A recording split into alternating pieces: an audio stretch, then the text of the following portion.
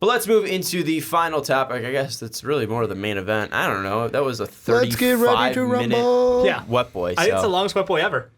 Probably. Let's jump in, though. We'll do our playoff predictions. We will go starting in round 1, then go to round 2, then go to round 3, and then do our finals. And it'll all be different, so it might be a little bit tough to keep everything straight. But we'll probably, once we get to the second round, we'll keep the descriptions brief and who we're picking. And then obviously we'll give our finals, and you'll probably realize how everybody got there. Because there is no reseeding in the NBA playoffs. It is just 1 through 8. Turns out you go forward. Plays 4 through 5. And do you think they should? Do you think they should switch to that? Get on that topic. That's a great playoffs. That's a great topic for tonight. Random question. I don't think so, though. It doesn't really matter. 1 through 16, baby. Give it to me. I think Give me that's the 1 through 16. like you want how to know what's funny about that? By the way, I looked at it today. Yeah. We're going there, Sean. The Eastern Conference 1-8 and 2-7 would be the same, because the Bucks and the Raptors are the 2 highest. Pistons and the Magic are the 2 lowest. Gotcha. But yeah, well, I don't think reseeding is important at all. Let's jump in. We'll start. That's off-season topic. We'll start Western Conference, and then we'll go to Eastern Conference, and then we'll just bounce back and forth. So we'll start off with the 1-8 matchup in the West. We have the Golden State Warriors versus the Los Angeles Clippers. I kind of feel bad for the Clippers because it felt like they wanted to tank, and they did their best. They traded away Tobias, they traded away Bobby, they got rid of Avery Bradley, I think, as well. They did, yeah. They got rid of players, and they just kept winning. And that was just due to Lou Williams. That was due to Montrezl Harrell. That was due to Danilo Gallinari. Just great, and Patrick Beverley, and great guard play from Shea and Shamet. They tried their best not to be in this position, but they are in this position, and they're probably going to lose in 4 games.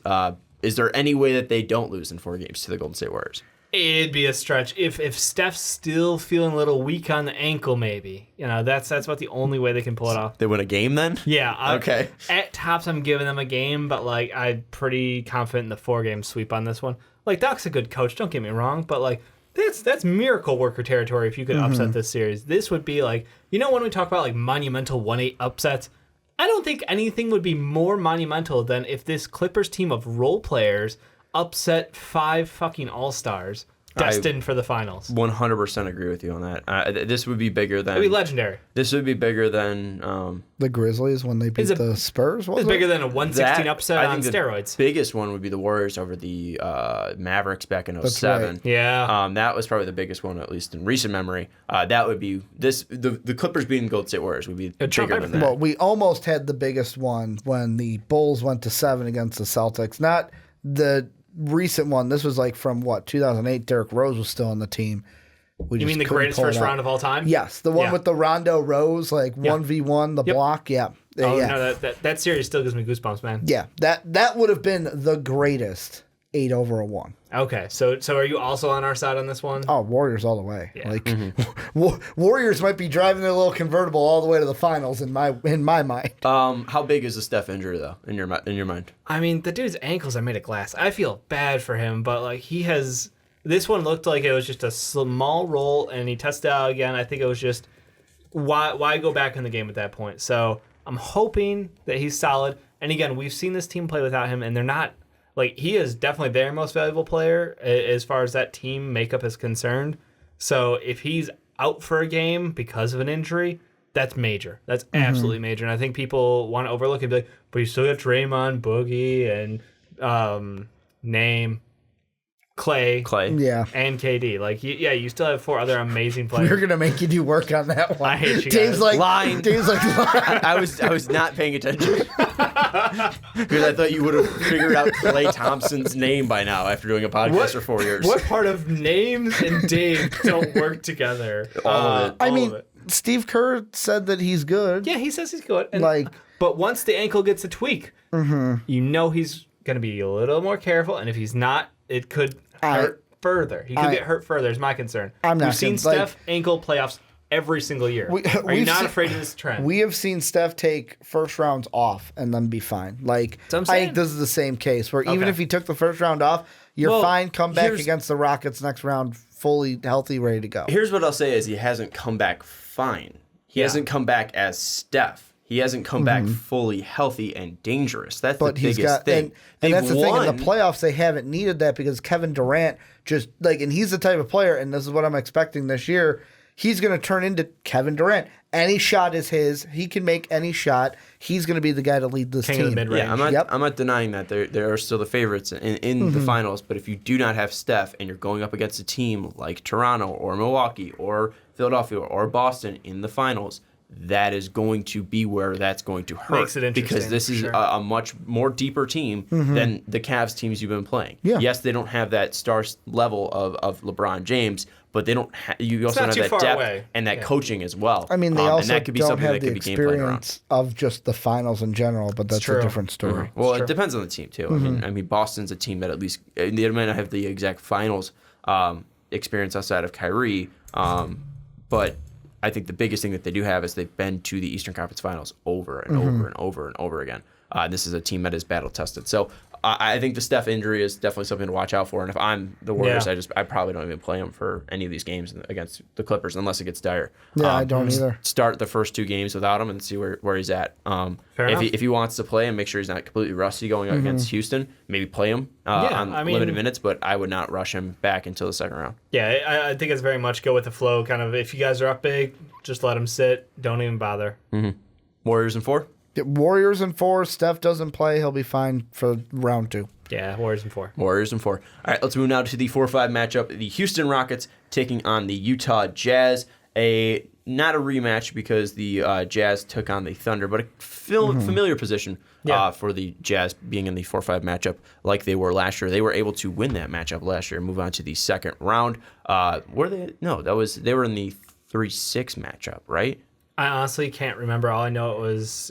I remember the OKC versus Utah and Ricky just bragging about Donovan Mitchell going all over, the MVP and Russell Westbrook. It would probably have to be the 3-6 or. It was 4-5. It was 4-5. Then why didn't they play the Warriors? Because the Warriors weren't number 1 seed. Because the Warriors were the 2 seed. Because the Rockets were. There you go. Makes sense. I don't know my basketball, I guess. But yeah, 4-5. You should watch sometime, familiar matchup for the Utah Jazz. Rockets, obviously with the defending MVP in James Harden. They made it all the way to the Western Conference Finals last year and made it all the way to Game 7, almost took down the Warriors, and then went 0 of 27 from 3 and had that historic collapse. So is this the year the Rockets get redemption, Ricky? I mean, for me, if you asked me gun to my head, I would pick the Rockets to win this series. But I literally asked Dave before you got here tonight, Sean. I was like, is there a chance the Jazz could upset the Rockets? Like, I know this was a series last year, 4-1 to the Rockets. They moved on easily. They spanked them. But there's just something about this 4-5, maybe just because it's a 4-5, and I was expecting this to be Portland and Utah, and when I saw that Portland jumped up to 3, I was like, whoa, I'm getting the Rockets here. The end of the year tanking fiesta was a little annoying in the Western Conference. We just say that out loud because that bugged the shit out of me. That teams are just jockeying for position at the last 2 games to go, not playing guys and entire rosters. I was shocked that the Rockets were in this situation, and I almost was like, could the Jazz upset them, although I would pick the Rockets to win. I said this last year. Yep. I'll say it again. 4-5 is not an upset. Changed my mind. It's not an upset. I don't care about the seed. I'm just saying, like, everybody was in one game. I would say take the seeding out. I would say the Jazz in a 7-game series over the Rockets would be an upset. That's what I'm looking at. Like, that's fair. But why is that an upset? Because I the think Rockets are a farly better team on paper. Like, on paper, the Rockets run away with this. Let's break this out a little bit then, because I think that the Rockets have playoff experience over them. You have Chris Paul, one of the oldest veteran point guards in the game. Wet Boy of the Year. You've got the Wet Boy of the Year standing next to him. You've got Clint Capella back again. The whole thing for the Rockets, I could just say the word healthy out loud a bunch of times because that's what they are at the right time. Like, they've struggled the whole season with their health, and yet James Harden willed them to this playoff position. So now, as an entire team, I'd be very concerned with that. If we break it down just by at least what these teams, I mean, just like the fundamentals of basketball. Yep. Offense, I'd give to the Houston Rockets, and I don't think that's really close. Defensively, I would give it to the Jazz, and I don't think it's really that close because you have one of the better defensive players in the league in Rudy Gobert. I think that'll be one of the biggest matchups, though, is watching Gobert try to shut down the lane from James Harden. And where's the fouls going to come from on the outside? Is he going to be able to get Don Mitch reaching? That's going to be really interesting. Well, and I think the biggest question that's going to be up for Quinn Snyder is, do you just let James Harden go? and then you just try to shut down everybody else. And I think that's probably much more easier than, hey, let James Harden drive, but he's going to have to deal with Rudy Gobert. Yeah. And, if he wants to kick out, well, we're going to cover the shooters on the outside. And you have to slow down that outside shooting. And that's what, that's pretty much been the whole idea of beating the Rockets is just slow down that transition and then also slow down their ability to shoot from the outside. Because if you're going to make them play, trading baskets back and forth, I think the Jazz can give them a really good go at it. And also you look at the Favors and Ingles combo. Even toss in like Jay Crowder. I think they have really good wing talent out there defensively. So and I think defensively I would give it to the Jazz. I mean, coaching, I think I would give it to Quinn Snyder. I think that at least really, I think D'Antoni put his guys in the correct system. Yeah. But he has the better talent, and if we're talking about the consistent job of what you're able to do, I mean, we're talking about the James Harden getting the MVP because he took his team from 14-4. This Jazz team was not good to start the season. Just very similar to the Rockets, and they're in a very similar position. This team was able to rally. This team was able to come back, and it was, I think, a lot to do with Quinn Snyder's coaching. And I think that and Donovan Mitchell getting healthy. Yeah, well, but I also think that helps, obviously, when you start healthy. But no, I mean, the fact that he played around without having that fully healthy star on his team, I agree. That definitely takes a lot. So I ultimately think talent's going to win out. I ultimately think the speed's going to win out.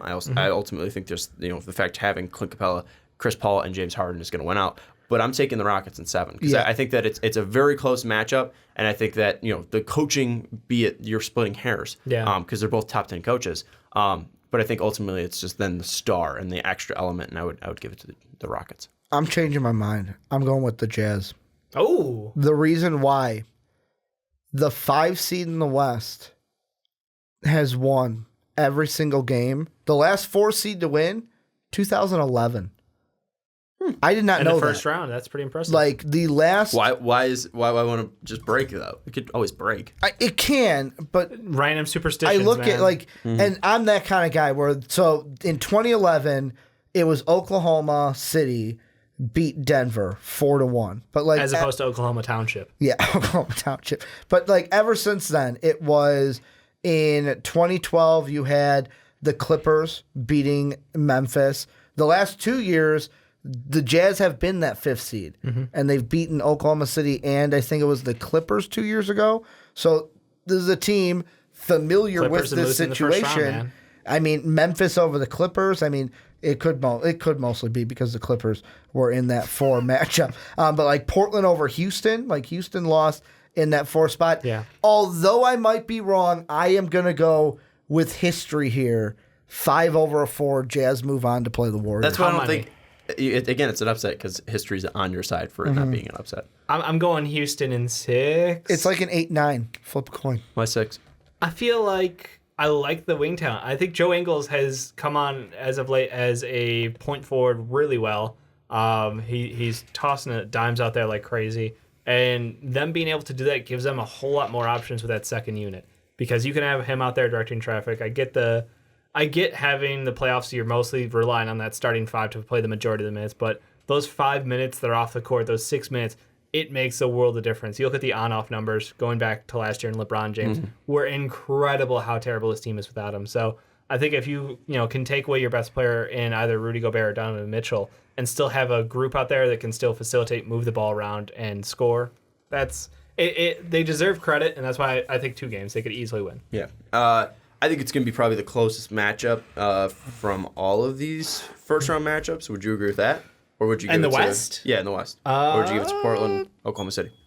Portland, OKC, Clown Fiesta. That matchup is going to be bizarre. I think I look forward to that because I'm like, I don't know what I'm going to get out of OKC. Their talent has been so off the walls in the last month. And Portland, obviously, with the Nurkic injury, but they've had their late year pickups in Rodney Hood and Seth Curry just shooting lights out. Which one do you think is closer, though? The Houston, Utah, or the Portland, I think Houston, OKC? Utah is probably going to be closer. I just don't know what to expect out of the Portland OKC. That could be a 4-0 for all I know. But I think Houston, Utah, you're going to get your game's worth out of those. Houston in 7. I'm gonna go Jazz in 7. If the Jazz win, it's gonna be in 7. All right, Houston 6. All right, and then let's talk about this Clown Car Fiesta talk that you have. Portland obviously got upset last year by the New Orleans Pelicans. It was also a 3-6 matchup. They got absolutely smoked. Yep. by Elvin Gentry and his big old guards. And we look at OKC, they lost to the Utah Jazz. And we obviously know Russ blew up in that final game. Yeah. That was just a rough game between Utah and OKC in last year's playoff. But we obviously had the setup that you said, erratic talent from the Oklahoma City Thunder late in the season. We look at Portland; they haven't been healthy. You look at CJ McCollum missing a lot of games near the end of the season. You look at Yusuf Nurkic, very unfortunate injury. Yeah. These are two teams that look on paper like Portland is a team that we did not have in the playoffs, any of us preseason, and we said probably going to bite us in the ass because they're a really good regular season team.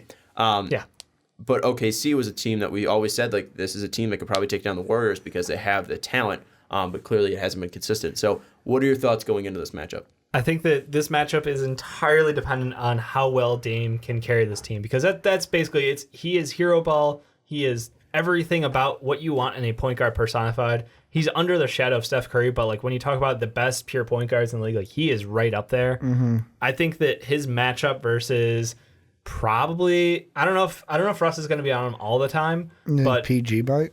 No, I would not put PG on him. But regardless, I think that matchup, whether it's Russ or whether they put Terrence Ferguson, who's been playing pretty well defensively, but I just think he's a young kid and he's going to bite on a lot of things. Mm-hmm. And Damian has amazing handles, so that matchup's going to be disgusting. And it's basically, can he get to the lane, and is Steven Adams going to be a stopper, or is he going to be able to abuse them on the outside over younger guards with Terrence Ferguson coming off the pick and rolls from like Mo Harkless and guys like that and getting those shots, because that's really what's done it for them in this last month is the outside shooting. And I think that that's the key to their success. And you look at OKC and you're like, they just have a bunch of athletic wings. Like maybe that matches up really well for them. Yeah. But they're so wildly inconsistent with their shooting. And they're missing one of them too in Roberson. Obviously he was not a shooter at all, but I mean this series would be very interesting to see if he was able to come back at the end of the regular season able to return this season to play for them, because defensively they're already a great team, but inconsistent scoring has just been the name of the game for the Oklahoma City Thunder. It's something that we'll get into in the mock draft on Saturday, where I have the best offensive player in the nation, Naz Reid, going to them again. But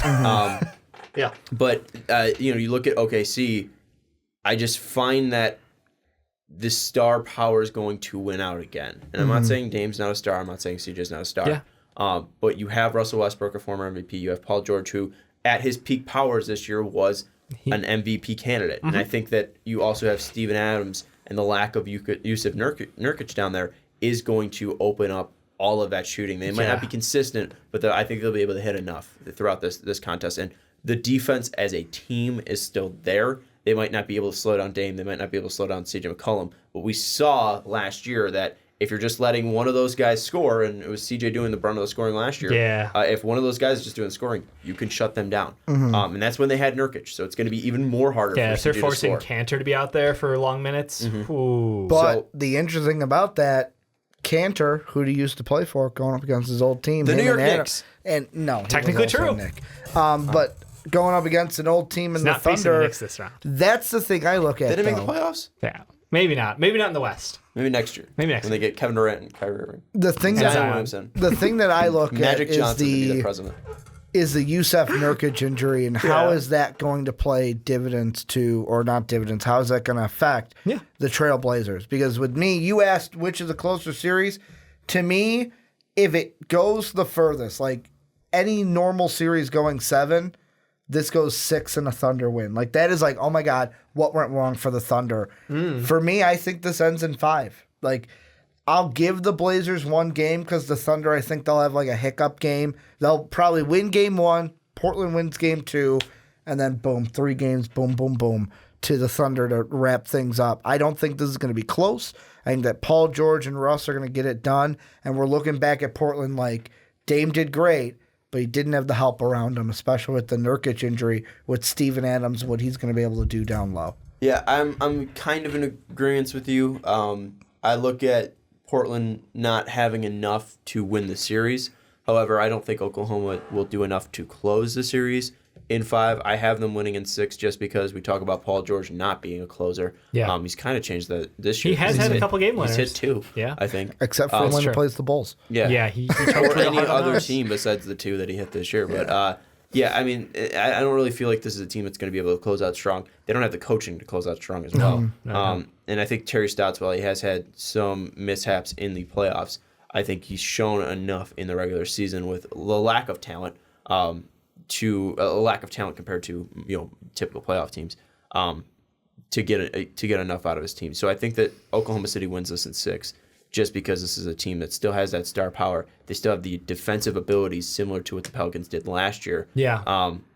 And they just are healthier. And that's the biggest thing that this comes down to is Portland's unhealthy. If Nurkic was healthy, maybe this goes to 7. And I think Portland has a really good shot at taking this series. If Nurkic is healthy, I'm taking Portland. Yeah. 100%. Like I think it's can't much trust closer. OKC.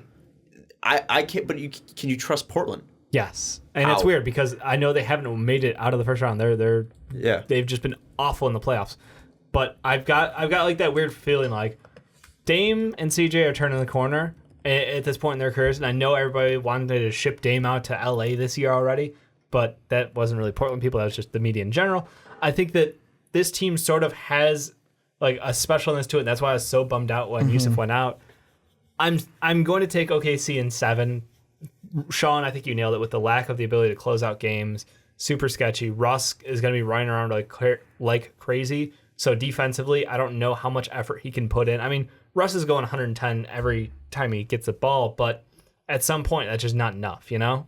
So I'm taking OKC. They're just wildly inconsistent. So I'm just hedging my bet at 7 games. That's fair. What I'm going to bring up about Portland, I know this is different teams, but since the turn of the century, 2000 to 2001, they have only made it to the second round twice. And if we're talking about the Dame era, 2013 and 2014, they have made it to that. Those are when they made it to the second round. But they are 2 and 3 in the first round, and they have lost 8 straight first round games. The one thing that with the Nurkic thing that I will look to is maybe Terry Stotts tries to ramp up the pace of play. Because Dame is a very quick player, and we know what guards can do in great spacing. So if they try to speed up the game with Nurkic being out, because I think that's one thing that has slowed them down, is Nurkic Zach Collins being a can little bit run slower. too. Yeah, I think that this was an idea I had back about a month ago, was if you crank up the pace of play, what would he do? And per 100 possessions, he's averaging 36, 9 assists, 6.1 boards. He shoots 45% from the field, 37 from 3, 90% from the line.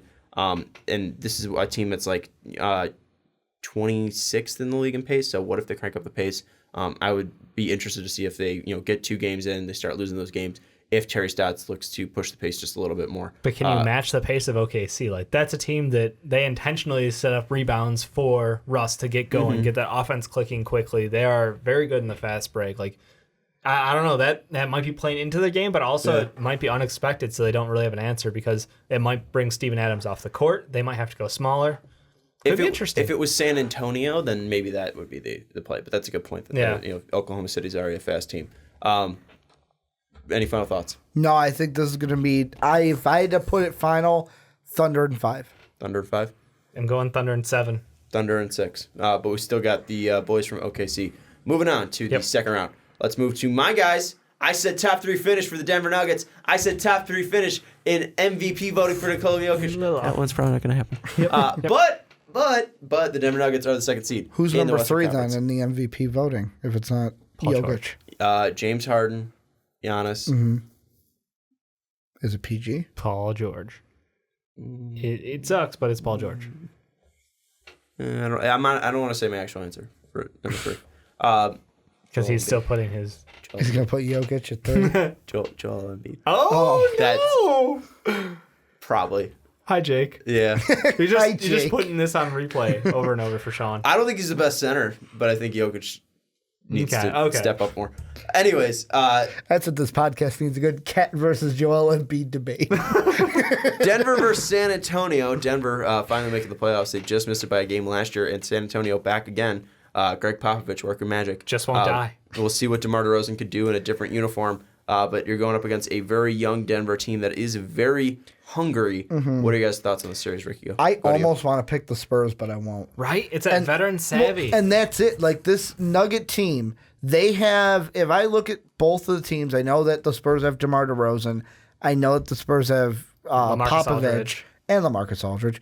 But Denver to me is a more talented team. I will take the talent on the Nuggets 10 out of 10 days before I pick the Spurs. But it's just that veteranness of Pop has been here before. DeMar has, although different uniform, like Sean said, has been in playoffs and doesn't have to play LeBron, so maybe that'll help him. I almost was like, hey, Spurs in 6, but no, I'm going to go Nuggets in 6. I think looking at it, you're right. On paper, it could be closer, and I think the Nuggets are playing with house money. This is very much a team that, hey, they're a young team. House money. They made the playoffs. They made the 2 seed of all things. Good. And look at what they're getting next year. And they're getting Michael Porter Jr. More experience, gets that, yeah. I am going to give them the edge, though. I think system-wise, they've got the golden key with Nikola Jokic. Like, he makes that team run. Their outside shooting's impeccable most nights.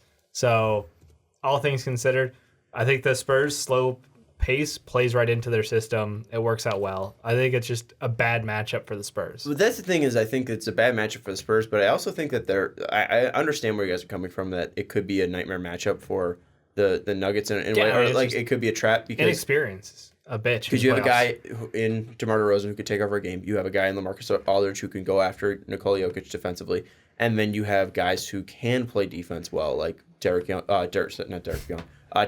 on the outside. Mm-hmm.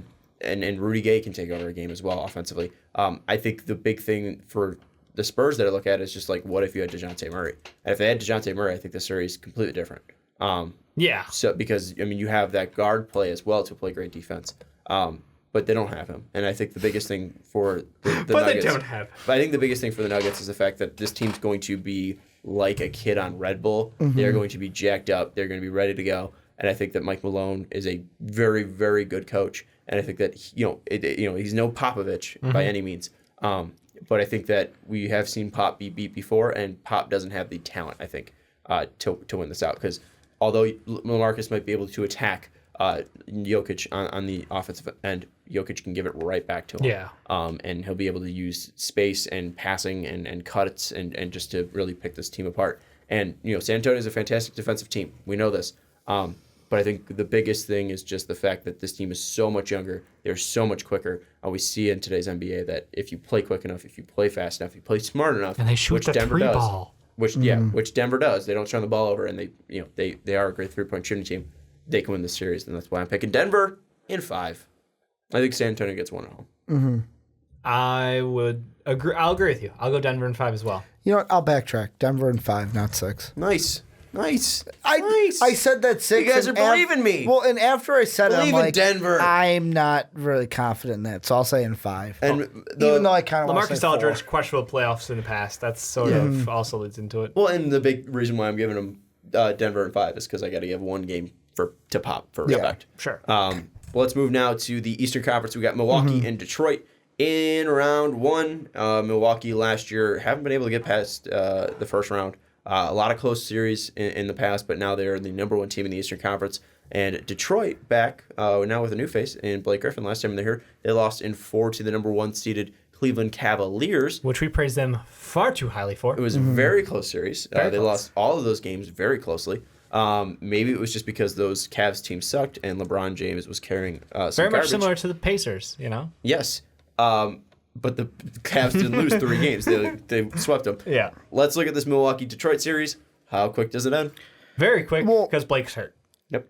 Can I ask this question instead? Sure. And this is just for the East. Sure. Which of the lower seeded teams, so Pistons, Pacers, Nets, and Magic, which one has the highest % chance of moving on? Because we'll talk about that when we cover each matchup. I get that, but like for me, this is something like the Eastern Conference in general has been, and I'm looking back, I've gone 3 so far.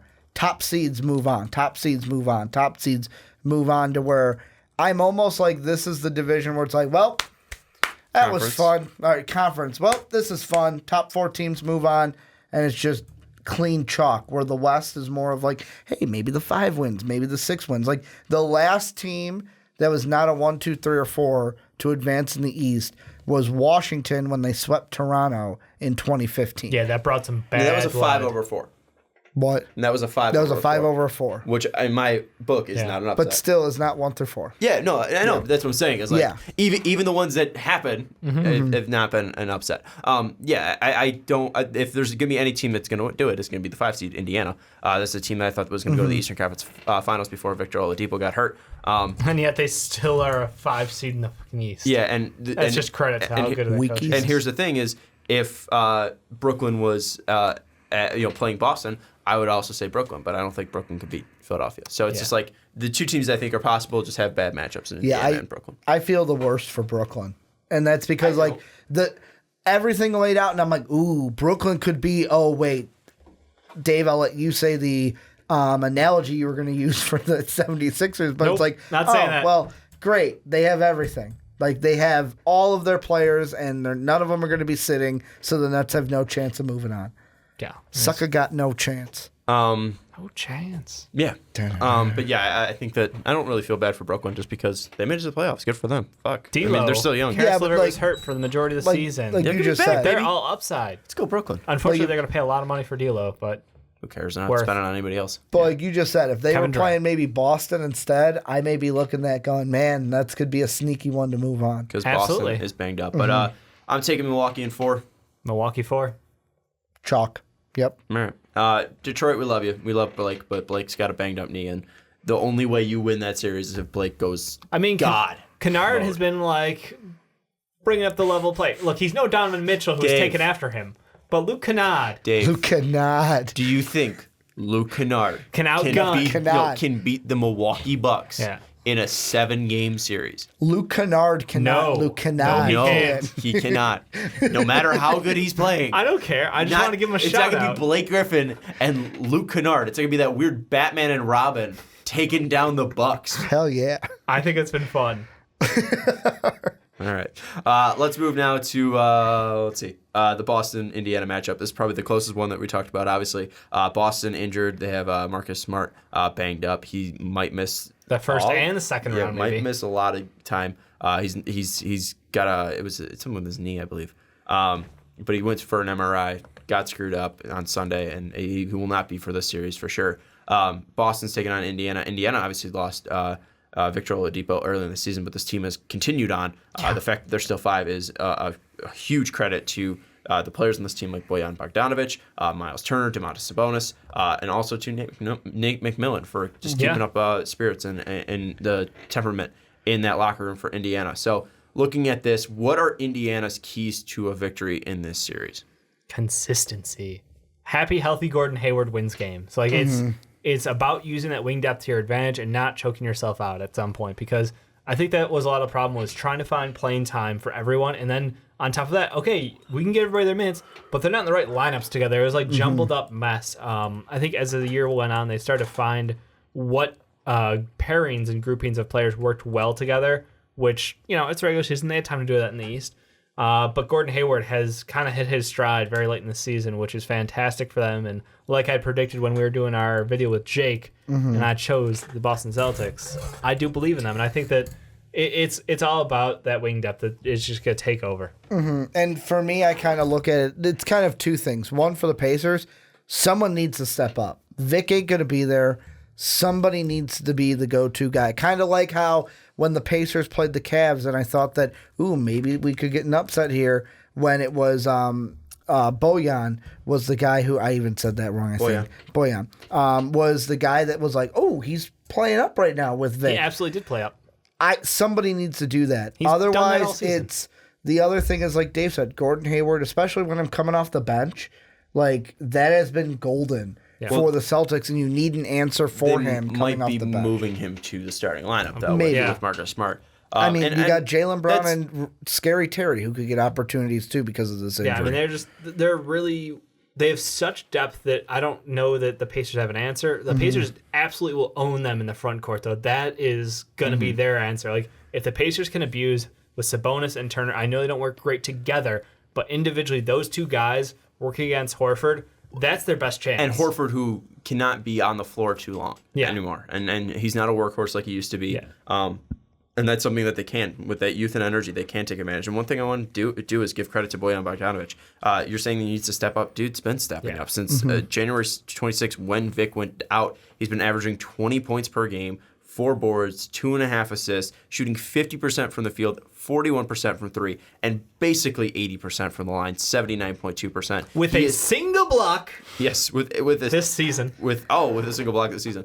With almost a single steal per game. Oh. I didn't know he had one single block this whole season. Yeah, he set the record, I think, for the tallest player to go blockless, basically. It was him versus like Detroit. Muggsy Bogues. Nice. Yeah, it's sort of embarrassing after a while. He got it against Detroit like barely right at the end of the season. Exactly, yeah, he just eked it out. That's awesome. But yeah, he's been stepping up, and Bojan, I think that he can be the scoring, and Turner and Sabonis can open up things down low. Yeah. And they can score a decent amount too. I mean, Turner is a naturally gifted offensive player. He's been better defensively. Yeah. Weirdly, sure. you thought he was going to come in and be an offensive stud. He was stretching out to start his career. And Sabonis is a guy with energy. He's going to fight hard down low. He's got a motor for days. Yeah, so I think it's an interesting matchup, and I think that's why this is going to go to 7, but ultimately it's the depth and it's the coaching for Boston that's going to give them a 7-game series win. I'm going 6. I think just Boston has so much talent because you still got Kyrie Irving on top of all that. Like they've got we rattle off 4 wings who are all talented, and then you just have one of the clutchest shooters in NBA history. 6. Give me 6. I love Indy, and I hope that they have a great run, but I just think Boston has so much talent. Spot on. I mean, even last year, I think about that series against the Bucks and how it went to 7. Mm-hmm. I think that the Celtics have a similar series here where it's not going to go to 7, but they'll have a lapse in at least 2 games. Pacers will play up, get the better end of them, but in the end, Boston should have enough to win 4 games first and move on to play the Bucks in the second round. I mean, I honestly could see it going 5 as well, but I'm hoping Indy gives them a good match. Mm-hmm. I think Indy will give them a good match. I mean, let's look at last year. They gave the Cavs a good match in the same matchup, a 4-5 matchup. Yeah. They took them to 7. That was with Oladipo, but I mean, Bojan was the one that stepped up big time in that series, and I think he'll have to do that again, which I think he will because he is also on a contract year. Yeah, Bojan's about to get free agent. Yeah, it'll be interesting to see what happens. LeBron. You think? LeBron wants him. He's the LeBron stopper. It fits the trend, right? Oh wait, no. And from Indiana, so it'd be like Lance, but better. But like Magic Johnson's gone, so maybe that strategy got thrown out the window. Yeah. Because he won't be here. I'm actually saying like that would actually be a really good fit with LeBron. I'm just not sure how much money I would pay Bojan. That's where I was. That's the question. Because right now he's making 10, and he's worth maybe 16 to 20. I was gonna say 20. Yeah, I mean, this is kind of a weak free agency class outside of Kevin Durant, Kyrie Irving, so top Jimmy heavy. Butler, Kawhi Leonard. Yeah, it's top heavy. That's what I should say. It's so top heavy. There's a lot of free agents.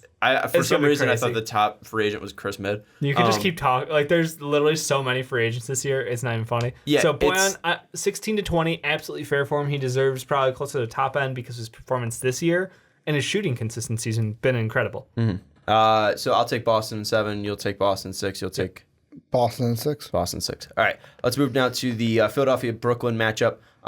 Anything big stand out to you in this matchup? I just really look at this as long as Embiid's healthy, which is a big if, they're going to win this one in 5.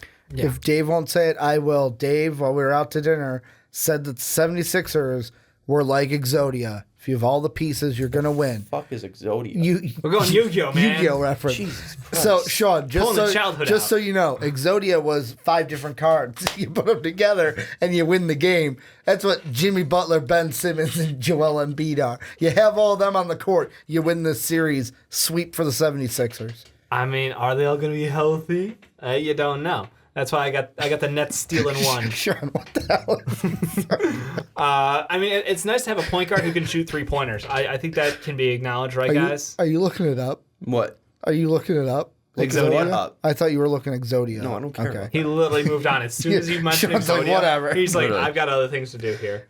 But you know, Brooklyn has a point guard who can shoot 3-pointers. I'm just going to asterisk that one as a big win for their column. But no, yeah. You want to biggest thing pick that's Brooklyn, but you can't. I can't. You can't pick Brooklyn. The biggest thing that steps out to me, at least for Philadelphia, that's going to worry me is we talked about how big the Tobias Harris trade was. But he hasn't really been consistent. I think that's the His biggest thing. shooting's been horrible. Actually. 27% in the past 19 games from three, which is concerning. Hey, it can always flip around if you get some open looks. And in total, he's been shooting fine from the field, 43% and 45% from the line. So, I mean, there is a spot there that he can flip it around, but I think that's going to be the biggest key for the 76ers is flipping that switch for Tobias Harris, because if they have that starting five out there and they're all clicking, this is one of the most dangerous teams in the playoffs this year. I would probably put them, if they're all clicking, probably as the third or fourth most dangerous, be, third most dangerous behind the Warriors and Bucks. I think they can be at their peak more dangerous than the Raptors. That's just me. What's that? I think the Houston Rockets are a bit more dangerous, but that's just me. What makes them more dangerous? Than the Bucks? Yeah. James Harden, Chris Paul, and Clint Capella beat out Giannis and a bunch of guys. Oh, then the Bucks. Yeah, that's because you mentioned. What do you think about the Sixers Rockets? That would be dope. Who's more dangerous? I almost want to give it to the Rockets purely because of the three ball. Like, their system works, and we've yet to see the 76ers get coached into a situation where they can actually win a series, because, like, they fill the paint so much, and I wonder... That'd be an interesting one. I don't want to... Yeah. All right. That'd be interesting. So I'll take Philly in 5. I'm going Philly in 5. Do you think we see Zaire Smith? We saw him at the end of the season play. He looked like he's knocking off some rust. I kind of like him, but I feel like it would be a very Brett Brown thing to just not play him. I think the biggest thing was that Markelle didn't have the ability to shoot from the outside, and also I think it's different because Markelle seems to have some mental. But I mean, he had played up struggles through the end of the season, and then it was just like cold stop. Yeah, I think. Well, and also Joe was hurt at the end of those 15 games, so they needed to put him in. I think Zaire might fit in easier than Markelle did at the end of the season. So I could see Zaire out there. Sixers in 4. Okay. This is going to be a clean sweep. Nice. I feel I like, it's kind of like the Popovich thing, but the opposite. I just like Brooklyn, so I want to give them a win. Absolutely. Let's move now to Toronto versus Orlando. Our favorite team, the Orlando Magic, making the playoffs as the 7th seed, going up against the Toronto Raptors with the new look Kawhi Leonard and Pascal Siakam leading the pack. What's the outlook on this one? I'm saying Raptors in 5. I'm going to say Raptors in 4. I mean, I kind of want to give the Magic a game. The Raptors, to me, I feel like are the better team. Duh. That's why they're the 2 over the 7. I just don't think that. I think they're going to come ready to play, prove people wrong, show up in this first round. Then let's see what they do against the Sixers in the second round. Double not so fast, guys. Think about this. The Magic. Think about the hottest team in the East for the second half of the season. It's the Orlando Magic. Bet you didn't know that. One of the best defensive teams. Do you even watch, bro? Do you even watch, bros? One of the best defensive teams during that stretch as well. Keeping the turnovers limited, keep the ball in their hands. Terrence Ross has been a supernova of offense. Love that. You can't even give a straight face, you dork. Are you picking the Magic or what? No, God, no. First wet boys, now this? I'm having a good night tonight. I'll take the Raptors in like 6. But I think 6? I really do. 6? Yeah. What? Yeah. Kawhi's not playing all 6 games. You think they're going to bench him for rest? The man hasn't played 6 straight games all season. What makes you think he'll start now? Oh, boy. I don't know. Maybe it's the playoffs. Here's the better They actually question. do. If you look at the stats, I know regular season games don't count, but like if you look at the numbers from the regular season, the matchups are actually really interesting because Kawhi and Pascal were both held to like under 35 or 36% shooting from the field in both of those matchups. Yeah. And honestly, it's a little worrying because Jonathan Isaac's defense is just fantastic. You have a great offensive player in Vucevic who people don't give him any credit for his defense. He's actually not a bad defender. I think that Aaron Gordon is becoming more of what we'd hoped as a well-rounded player, not just a Dunk guy. ESPN SportsCenter, top 10 dunks. So I like the team, and I think their defense is fantastic. But the Raptors are just so fucking talented. So I want to give you your credit, Orlando. Your team is fun. I'm not being mean or sarcastic in that at all. But you will probably not win this series. It's very unlikely. Here's what I will say with this. I love the Orlando Magic. just from an outside perspective. I hope they win because it would be so much just Oh my God! Could you backdraft imagine coming that? back at me. I would laugh my ass off if they won it, and I'd be so happy. Not just only for their that, fans. but like Kawhi's gone. Like you just vanquished Kawhi from the Eastern Conference in a single series. What if it's a thing too where they like snapped him. the Orlando Magic, Magic. gain his powers? Oh my God. Like he signed to the Come Orlando Magic on. because they see how like dangerous eats they the are. heart? Not gonna happen, but I find it. I think it'd be very it would be crazy if the Orlando Magic won. The reason why they're not going to though. Kawhi I was Leonard. going to get a Kali Ma reference on the podcast. Kawhi Leonard is the best player in this series. It's not even close. Really? No, I'm just fucking. A career average throughout the playoffs of a 121 offensive rating and 102 defensive rating. If you don't know anything about those, ungodly. it's good, to say the least. He led last time he was in the playoffs. He led the league in win shares per 48 with .314. And he also was the leader in PER with 31.5. He also had a true shooting of 67.2 back in those 2016-2017 playoffs. Say he also single-handedly took a game off the Warriors. Yeah, he was finding his own way in that year, and I think now is the time for him to turn it back up. And he had this time to rest. He had this time to develop even into a bigger monster. And per 36 minutes that year, he averaged 27 points, 8 boards, 4.6 assists, 1.7 steals, a half a block a game, shooting 52% from the field, 45% from three, and 93.1% from the line. If he does that again, this team will go to the finals. And I think that he does have that ability to turn it up to that level. And I think that with the players around him like Kawhi Leonard, Pascal Siakam, Marc Gasol, Jeremy Lin, if he ever learns how to play basketball again. Yeah, that's been a weird one for them. Danny Green as well. Fred VanVleet. Fred VanVleet. This is a big one, and I think the Raptors win this in 5. Yeah. I think Raptors in 4. I think this is another sweep, and this is going to be a almost very boring Eastern Conference. Did you say sweep? Sweep. It sounds like you said sweeb. I might have. I don't know. It's late, man. Let's go to the late Western right on. Conference. Nosies. Hopefully you guys remember your playoff matchups. Just do. give your playoff matchup, give your winner, and how many games, and say why if you feel if it's necessary. I'm going to say Golden State in 4 over the Jazz. Over the Jazz, okay. And then what's your other one? No, not Portland. It's going to be the Thunder in 6 over the Nuggets. Okay. I'm going Warriors over the Rockets in 7 because I want 7 more games of that. And OKC is going to beat your Nuggets in 6. I like long playoffs, man. I know we never get them, but I like long playoffs. What's up with the Denver stuff? Why OKC over Denver? I You're just have talking a about weird- they're I not have a being able to weird- consistent, not able to close.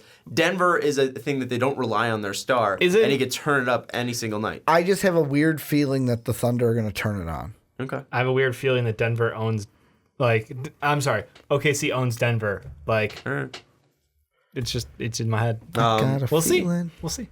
I will take Golden State in 6. I think that Steph won't play that first round, and that will just make it obviously easier for them to then combat the Houston Rockets. If Steph's on, that negates Chris Paul. Steph Curry's better than Chris Paul.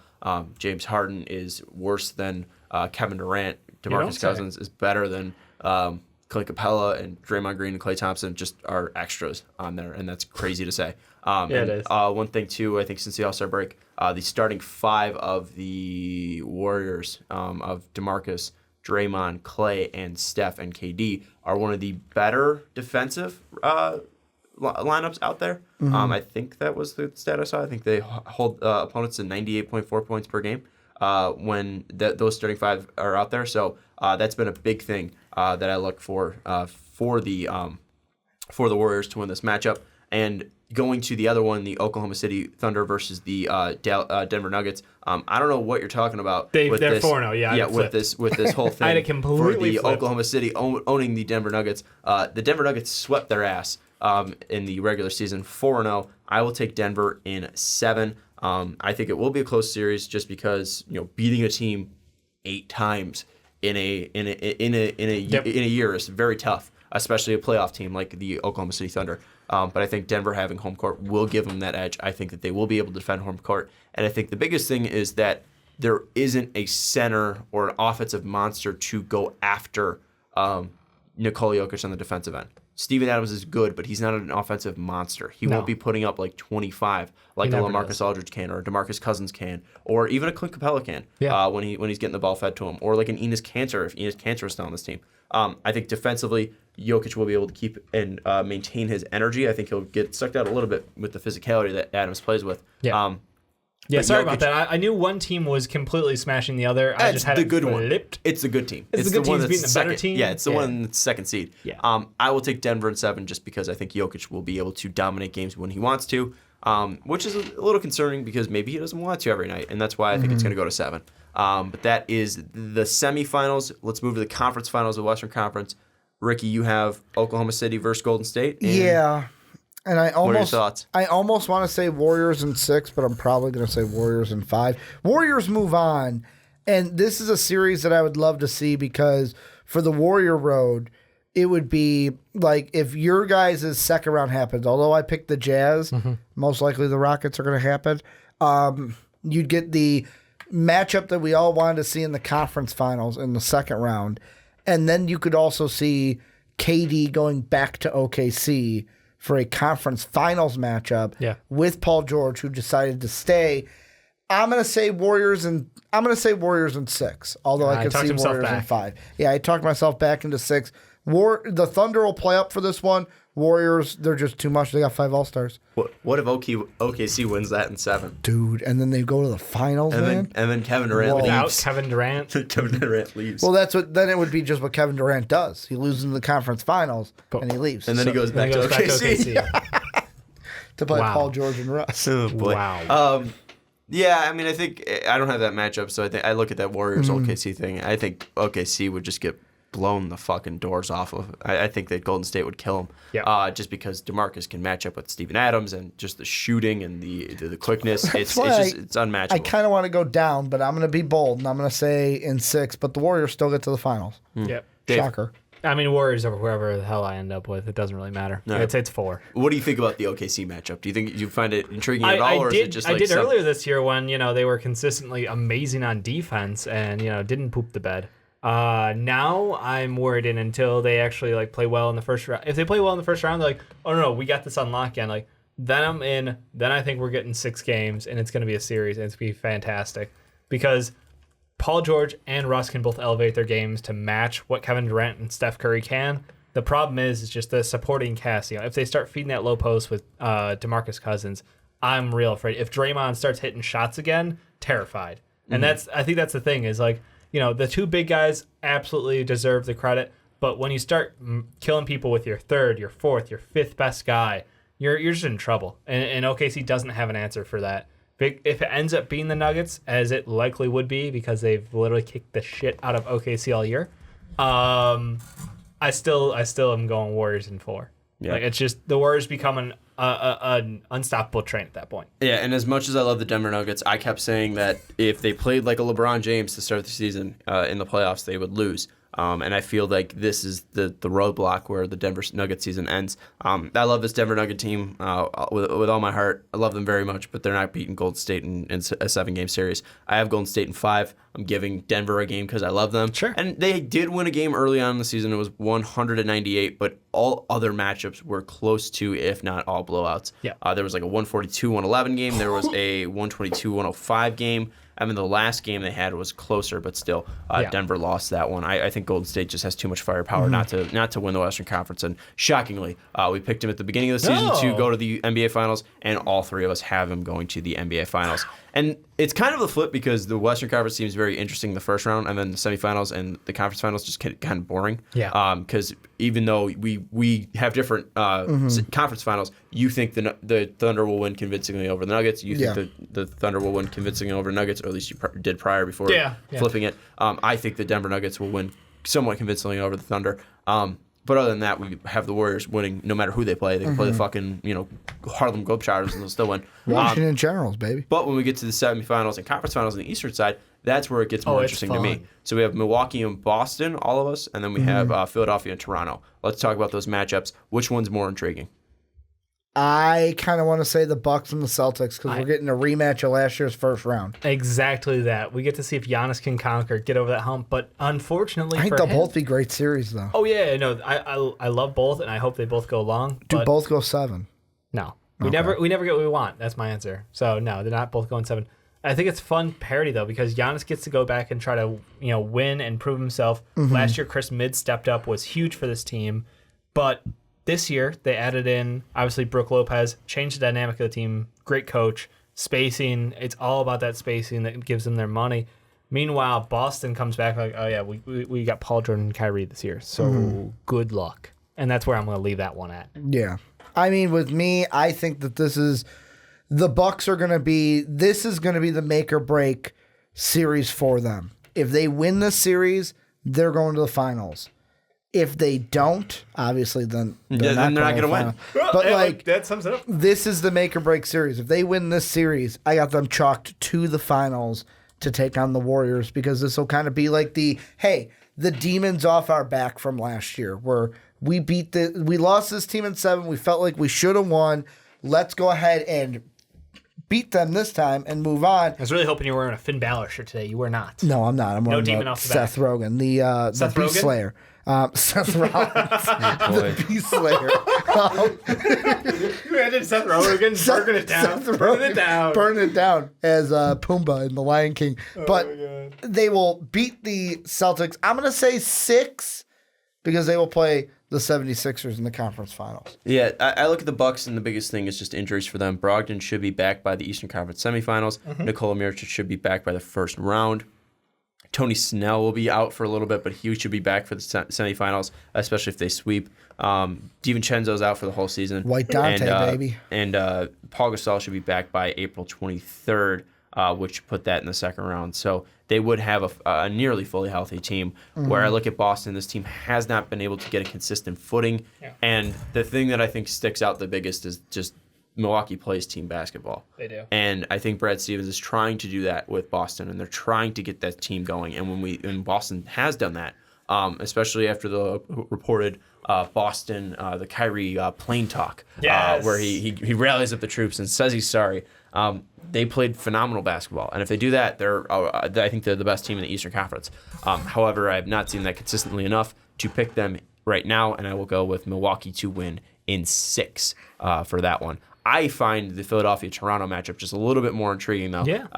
I look at these two teams, obviously teams that we look at Philadelphia last year, Brett Brown almost getting fired for his horrible coaching performance against the Boston Celtics. And you look at Toronto, a team that hasn't gotten the monkey off their backs. And this is not just Milwaukee with Giannis not getting past the first round. This has been consistent. This has been a team that has not gone to the finals ever in franchise history. The Bucks have finals appearances and final wins in their franchise history. The Raptors do not have that. They've never gone to the pinnacle, and now they finally have the star in Kawhi Leonard to get there. I find this matchup so intriguing. Brett Brown, a coach that has gone through the thickest of shit with the process, and now you have Nick Nurse, who is the young and new coach who brought life back to this Toronto team. I find it so interesting. A lot of star power. You have Kawhi, you have Ben Simmons, you have Joel Embiid, you have Jimmy Butler, you have this Philadelphia team that's loaded with talent, and then you have this Toronto team that everything's there for them to finally make this push. What? It's depth versus talent. It's depth versus talent. They got the best player in the series, and they also have better depth, and that makes me go. On paper, I want to pick Toronto because everything lines up. You got great playoff experience throughout that roster. You have an emerging star in Pascal Siakam, but there's something about Philadelphia, man. Like you can slow down, Ben Simmons. That's been proven in the playoffs before last year. And 1 point game. Just rub into Jake, 1 point. It was rough, obviously, but at the same time, you have Joel Embiid, and when healthy, he is a monster in that low post. And yes, Marc Gasol was one of the best defenders in the league. Is he still? No. Can he hold up to that matchup? Can they shut down someone as hot shooting as JJ Redick coming off screens left and right? That could be a problem for Danny Green. Can Danny Green stick with him for 40 minutes? Because that scares me. Jimmy Butler, are they going to turn over to him in clutch time? Like, there's so many questions of that lineup, but for positivity's sake, I have to right now answer that Toronto is going to win that series. This pick for me is much like my Utah-Houston pick. Yeah. The Raptors might win it in 7, but I'm picking the 76ers to win it in 7 because, for me, there is no conference finals in the East I want to see more than Philly-Milwaukee. That's what. How do you not want to see Boston, Philly? I don't want to see. People would get beaten outside of the stadium. All right. That's number 2. Are you kidding me? That's number 2. But I'm talking about from what we've seen this year, especially the last 2 games they've played. Like, the last 2 games, the Bucks and the Sixers have gone against each other. Yeah. I'm like, give me 7 of that. Give me 7 of that in the conference finals. Boston 76ers would be 2. That would be great. Although it'll probably be the Raptors that move on. But I am going to go at talent here. Although I don't want to, because if they fail here, then I am right about Brett Brown or about the 76er team. But I'm going to put that aside. You're in a win-win situation, Ricky. I'm going to put that aside, and I am going to say 76ers in 7 just to get past. I like how Jimmy Butler game winner, put game myself 7. out on a ledge here and actually just win myself another argument one way or the other. Am I the right or I'm right? But they will move on and play the Bucks. Here's what I'll say to this is whenever you want to find the truth about a team, just ask someone who watches every single game. Yeah. And you'll be able to learn, yes, they'll have a lot of bias, but they will end up telling you the truth. Yep. And I think this really stuck out to me when, people started asking me like, oh, is Jordan Howard even still good? Why is he a 6th-round pick? It's just like, well, he wasn't in the right system and no one wants to trade for a running back. Yeah. He has a load of talent. He just, he's been behind a great line, but they haven't been using him the right way. And it's not a guy that I'm blinded. Yeah. I can admit his faults. Correct. But you can see what he does he's still best. Talented, yeah. So you ask Jake, and you hear what Jake's talking about. Yeah. Jake doesn't talk about the positives of Brett Brown because I don't think there are many. And that's why I'm taking Toronto in 7. I think that this team, with Kawhi Leonard, who I think will show himself to be the best player in these playoffs, not saying that he is the best player in the NBA or better than Kevin Durant, but I think he will have the best playoff series. I think this is my pick for Wet Boys for the playoffs. Your prediction? I think it's going to be Kawhi Leonard. I think Kawhi Leonard's going to ball out. I think Marc Gasol has been efficient. He hasn't been, putting up crazy numbers, but he's been efficient. Almost a steal a game, almost a blocking game, and 46% from the field, and about 41% from 3. And you look at Pascal Siakam, and he's a matchup nightmare. And I think it's going to be tough for Ben Simmons to do that, both guard Pascal Siakam and Ben Simmons, or Pascal Siakam on one end, and then also do offensive work as well. And Marc Gasol, I think, can put up a matchup against Joel Embiid that might hold him to 25 a night, which would be huge. And then you have to look at Jimmy Butler. And Jimmy Butler against Kawhi Leonard, I'm taking Kawhi Leonard. That's a funny thing because those are the 2 guys who were LeBron stoppers. So who can stop each other? And I 110% know that Kawhi Leonard's better. Yeah, and that's the thing then you're just looking at Danny Green and Tobias Harris to beat you. And with that, then you look at the Raptors and they have Kyle Lowry who can. You mean JJ Redick? JJ Redick, I'm sorry. Yeah. JJ Redick and Tobias Harris who can beat you. Then you just look at who the Raptors have left, and it's Kyle Lowry, it's Jeremy Lin, it's Fred VanVleet, it's OG Anunoby, Serge Ibaka. It's Serge Ibaka. It's all these guys off the. Serge is just kind of going just out of nowhere.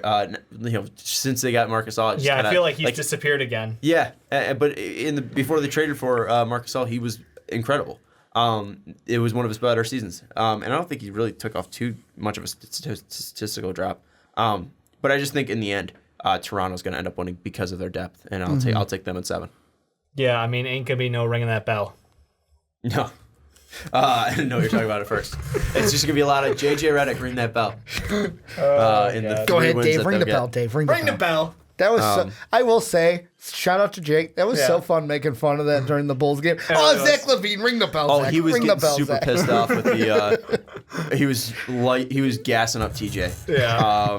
He's super gassing up TJ. Because TJ just had a great game, and also Serge Ibaka since February, 13 points per game, 9 boards, about 1.5 blocks a game, 38% from 3, 54% from the field. So he's still been very good. He's very good. Just quietly good. Yeah. But yeah, I'll say Toronto wins in 7.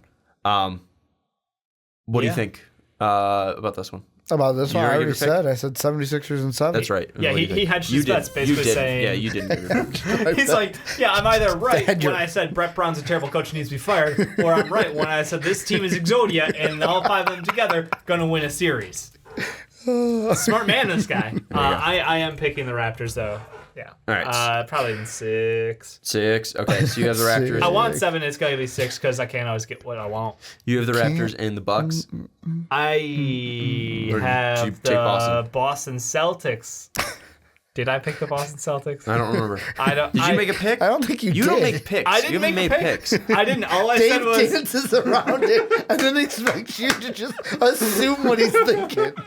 Okay, so here's what I did. Then he's Who do you never have in the Eastern wrong. Conference Finals? My final statement about that Milwaukee-Boston matchup was, yeah, we beat you last year, and you added in your nice piece with Brook Lopez and Nikola Mirotic, but now we got a Kyrie Irving and a Gordon Hayward. So I you think said Boston. what I was tossing out there was I was taking Boston because I've got to hold true to that previous podcast we had where I got shelved with Boston, and I'm apparently now a Boston homer after talking so much. You have Boston, You and Toronto. Eric are in the Boston I have Boston, corner. Toronto in my Eastern Conference Finals. And you have The Bucks Philadelphia. and Philadelphia. All right, and then I have Toronto and Milwaukee. Going first 1-2, seed going. going 1-2 on both sides. I'll start off Milwaukee versus Toronto. Milwaukee hasn't won a NBA Finals since 1973, I believe. Ain't gonna start and now. since the Jesus Christ, 1971. I'm sorry. 1971 was their only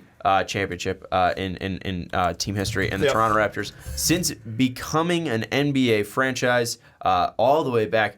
Right before I was born in 1995, they have never gone to the NBA Finals. So this is a big series for both teams. This is not like the Boston Celtics who've been there recently since 2000. This isn't like the Golden State Warriors who've had repeats. These are two teams fighting for something that is huge for their franchises. I look at this and it's Giannis versus Kawhi. It is the two best players in the Eastern Conference going up against one another, and I find it to be massively intriguing because these are both teams that are massively deep. They're both teams with great coaching, and it's just going to come down to who is the better player in the playoffs. And Giannis is going to be extremely tough to stop. Kawhi will be extremely tough to stop. And I think in the end, it's going to be playoff experience and the greater playoff experience of going up against the greatest team, regular season team in NBA history, and in the Golden State Warriors. Was that the team or was it the KD team? I don't know. It was one before KD. Yeah, they got worse by adding KD. But no, KD was on the team because that was the Western Conference Finals, and then the OKC Golden State one was the Western Conference Finals. So that was the year after. Yep. So that was the greatest team ever assembled on paper before they added DeMarcus Cousins. So I think Kawhi, with that, also taking down LeBron James, I will give it to the Toronto Raptors in 7 games, and that's home court advantage be damned. Is it funny that all 3 of us are going to basically go with the team that we made an argument for on that one podcast? Are you? He picked the Raptors. Are you? I am picking the Bucks in 7 because Giannis is the best player in that series against the 76ers, and Joel's going to have some great games, and Ben Simmons is going to have some one-point games, and Brett Brown is going to be a terrible head coach in that series.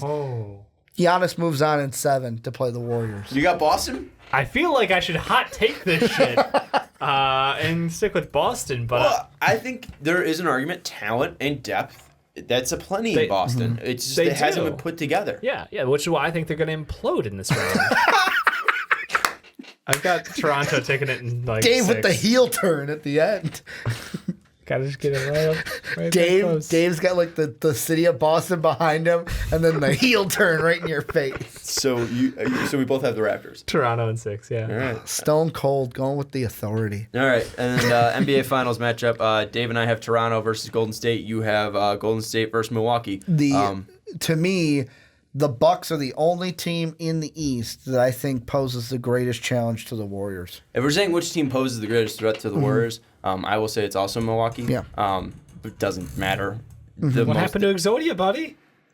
What do you mean? The 76ers? Yeah. They got dismantled by the Bucks. No, but I'm saying like in a if you eliminate the playoff bracket and you're just like pick a team off that Eastern Conference The Bucks. to beat them. You think the Bucks are still a better choice? Who do you think? I do too. Okay. I think it's the Bucks too. I was trying to see if I could get him to go on Exodia. Yeah, I think if there's a team to beat the Warriors, it's the Bucks. It Yeah. doesn't mean the best team though. Yeah. So no, that's cool. But the Warriors still gonna win a championship. Yeah.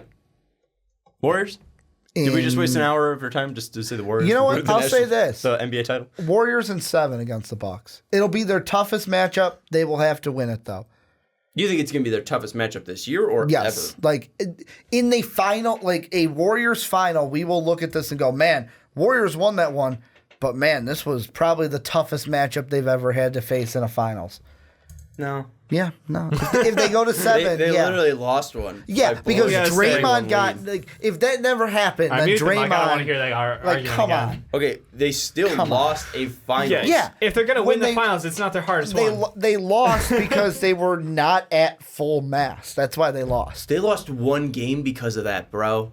Yeah, and it was the most You know, crucial of games. Game 5 is the most Yeah, crucial it because was that's a- the decider. It was a crucial game. It Thanks, swung the that's I'm pretty series. sure it's Game 7 of LeBron blocking Andre Iguodala on that It- fast break, it and then swung- Kevin Love shutting down It swung Steph the Curry. series because if Lockdown they defense. would have won the game that Draymond wasn't there, would have even gotten to Game 7. Okay, and if they won Game 7, they would Oh have my been the God. NBA champion. Just kill this conversation. Warriors and Warriors are 6. gonna win a lot of Warriors games. and 7. Warriors and 6.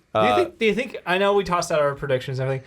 Do you think there's a chance the Warriors just go fucking undefeated? Like 16-0? Yeah. No. No. No. Okay. Yeah, weirdly. Although I think The on Rockets paper will at least again, get one. yeah, on paper they're a better team because they have DeMarcus Cousins. Right. But they don't have depth and Yeah, the- Quentin the- Cook is shaky at best. Yeah, and Steph hasn't been healthy, which is a big thing. Yep. And Kevin Durant wasn't the same Kevin Durant he was last year. Now playoffs can always change that. DeMarcus Cousins is playing for something, but what is DeMarcus Cousins now? I don't think we have that full truth, and I don't think Not we'll yet. have that truth until next year.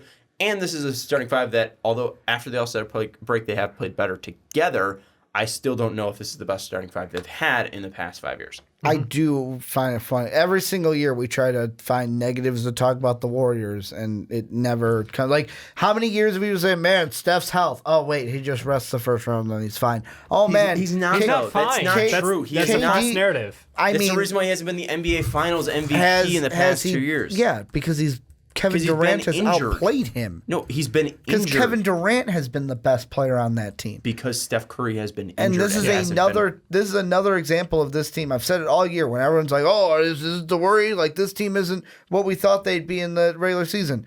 They're going to turn on a second gear, and me saying 7 games in the final is being very, very, very generous. It is. To Milwaukee because it probably will Trying to just save be face. like 5 or 6. Like 6 will probably be like, man, that was a really tough series, but the Warriors still won it. They're going to turn on a second gear and win this thing. Like, I don't see any team. Yeah, the Bucks would be their hardest challenge, but I don't see any team in this playoffs. I still think the beating them Rockets are the hardest challenge. To be honest, and then we're gonna get it pretty soon. So be cool. Unless the Jazz play spoiler. Please don't. The thing with the Curry thing is just he just hasn't been out there. I mean, they played 21 games last year in the playoffs. He was there for 15. Only started 14.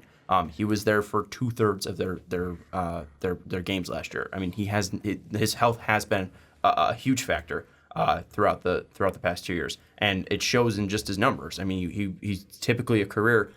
In his prime years, from 2014 to 2016, 2017, Yep. he was shooting 41% from 3, and last year he shot 39. I mean, that is a difference. He was shooting 45% from the field, and it was, again, he was taking less shots last year. I think this is just something that, his efficiency isn't the same because he's not able to stay healthy out there. When Steph is fully healthy and he's playing all these games, It's incredible. he's his best player on the floor, but he hasn't been the best player on the floor because he hasn't been out on the floor. But you look at the 15, like, he missed literally the first 6. He missed the first series and then sat that first game, which they didn't even need him against the Pelicans. They won by 22, and then he played the next 15. Yep. So, I mean, I could see a similar thing. Hey, we don't need you for the first round. Even this year, it's not going to be that same thing because they might be playing the Rockets. It's like, hey, man, we need you to play this game. But, you look at it and it's like he didn't win MVP because Kevin Durant was the better player. Last year was just he took a series off, could take an extra game off, and then played 15 straight. Steph was inconsistent. He had a 6-19 game against the Pelicans. He had that 1-5 game from Houston against Houston in Game 1, 1-8 against Houston in Game 2. Put the clamps on him. Game 5, he was 2 from 8 from 3, and then you look at even the Cavs series, 1-10 from 3 in Game 3, and even Game 1, he scored 29 points and was efficient. But you look at back at that game, he was not dominant Steph. The biggest moment in that whole Game 1 for the Warriors is when I forget it was Iguodala who came in. Someone came in. It was fucking JaVale. JaVale came in and like put up 11 straight points for the Warriors. Yeah, in that he game had that one. energy swing. That was crazy. Yeah, But that's the thing. Steph doesn't need, like, I know we all want to see, like, ooh, phenomenal Steph. Steph doesn't need to be that for this team to win, and Steph doesn't care if he's that for them to win. Right, he's very selfless as a leader. Yeah, Steph is fine just being, as long as they win, he's okay. All right. Warriors are NBA champions though. Yeah, they are. We can call it now, even though it's not. Didn't see that coming when we started the year. Yeah, suck it.